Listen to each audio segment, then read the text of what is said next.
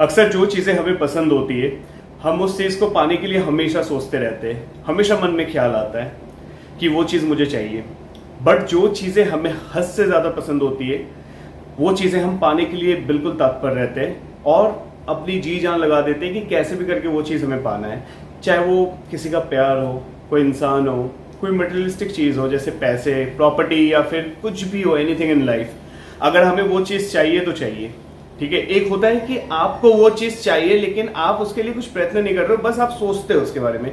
एक होता है कि आप हमेशा ही उसके बारे में सोचते रहते हो और उससे एक अलग ही ऑब्सेशन रहता है आपको, ठीक है। तो इसी विषय में आज ये टॉपिक है हमारा, राहु और केतु का विशेष प्रभाव, जो शायद आपको किसी को भी नहीं पता हो। जी हाँ दोस्तों, नमस्कार, मेरा नाम है सौरभ, आपका स्वागत है मेरे इस चैनल पे। तो आज हम बात करने वाले राहु और केतु का एक विशेष प्रभाव के बारे में। एक अलग ही बहुत ही विशेष इफेक्ट है जो और कोई प्लैनेट का नहीं होता। क्या है ये इफेक्ट?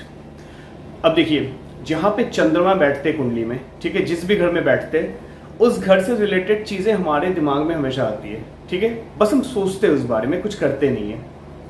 लेकिन जहां पे राहु या फिर केतु बैठ जाए, उस घर से रिलेटेड जो भौतिक सुख होती है, ठीक है, चाहे वो प्यार हो, पैसे हो, कुछ भी हो, उस बारे में हम हमेशा एक तो सोचते हैं पहली बार। दूसरी चीज, हम हमेशा उसे पाने के लिए तत्पर रहते हैं और हम पा भी लेते हैं। लेकिन एक ऐसी चीज, मान लो जैसे राहु किसी के सेकंड हाउस में, ठीक है, दूसरे घर में। दूसरा घर किसका होता है? वेल्थ का, पैसों का। इंसान उस चीज के बारे में, पैसों के बारे में हमेशा सोचेगा जिसका राहु सेकंड हाउस में हो।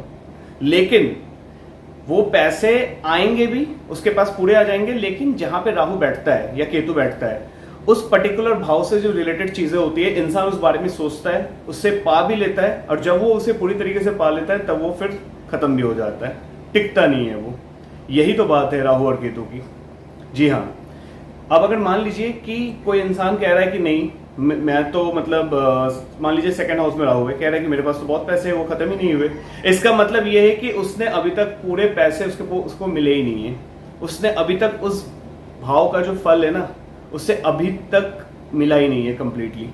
जैसे ही वो कंप्लीटली मिलेगा, आप खुद लगा लीजिए अंदाजा क्या होगा। उसके बाद वो धीरे धीरे कम होता जाएगा। उसका मन, एक तरीके से समझ लो कि मन उब जाएगा उस चीज से। उसको लगेगा कि ठीक है भाई, है, लेकिन एक जो चाहत थी ना, वो चाहत खत्म हो जाएगी। मैं ये नहीं कह रहा हूं कि उसके पैसे खत्म हो जाएंगे, चाहत खत्म हो जाएगी।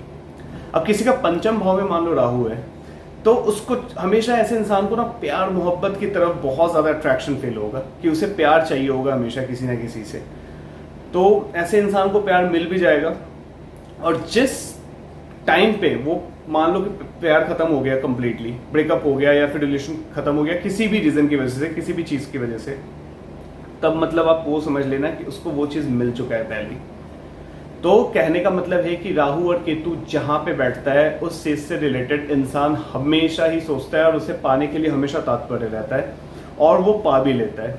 लेकिन वो एक टाइम के बाद उसका जो वो मोह माया होता है उस पर्टिकुलर चीज के प्रति, वो घटने लगता है, और एक टाइम पे ऐसा होता है कि खत्म हो जाता है।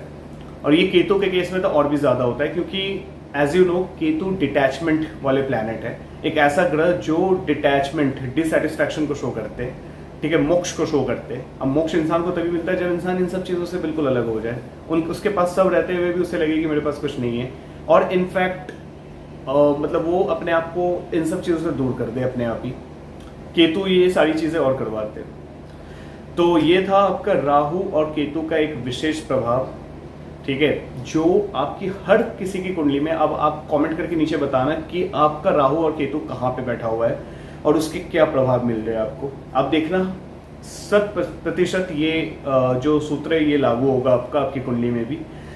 जहां पे राहु और केतु बैठेगा, उस भाव से रिलेटेड चीजें हमेशा आपको एक तरीके से कंसर्न रहेंगे आपके लिए, और आप हमेशा उसे पाना चाहोगे, ठीक है।